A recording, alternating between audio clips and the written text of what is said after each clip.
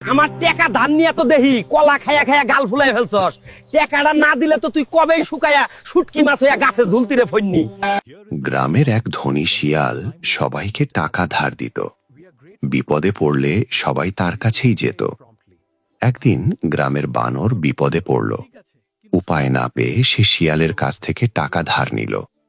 সে কষ্ট করে এক খণ্ড জমিতে ফুলকপি চাষ করে সেই জমিতে দিন রাত পরিশ্রম করল। একসময় সেই বিপদ কাটিয়ে উঠল, এমনকি একটু সচ্ছল হয়ে গেল। তারপর একদিন সে শিয়ালের সব টাকা ফেরত দিয়ে দিল।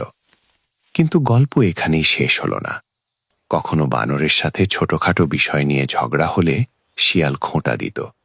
শিয়াল বলল, ভুলে যাস না, তোকে আমি টাকা ধার দিছিলাম। আমি না দিলে তুই আজ কিছুই করতে পারতি না। আমার টাকাতেই তুই বড় লোক। কিছুদিন পরে শিয়াল আবারও একই ধরনের কথা বলতে শুরু করলো সবার সামনে। বানর চুপচাপ দাঁড়িয়ে বলল, হ্যাঁ, তুমি আমাকে টাকা দিয়েছিলে, তাই আমি কৃতজ্ঞ। কিন্তু আমি কষ্ট করে সেই টাকা শোধও করেছি। তুমি সাহায্য করেছিলে, কিন্তু আজ তুমি সেই সাহায্যকে খোঁটায় পরিণত করছো। উপকার যদি অপমান হয়ে যায়, তাহলে সেই উপকার আর উপকার থাকে না। শিয়াল মাথা নিচু করে বলল, আমি সত্যি অন্যায় করেছি। উপকার করে বারবার তোমাকে কষ্ট দিয়েছি। আজ বুঝলাম কথার আঘাত টাকার থেকেও বেশি লাগে। তুমি ঋণ শোধ করেছ, কিন্তু আমি আমার দম্ভ ছাড়তে পারিনি। আমাকে ক্ষমা করে দাও, আমি বদলাতে চাই।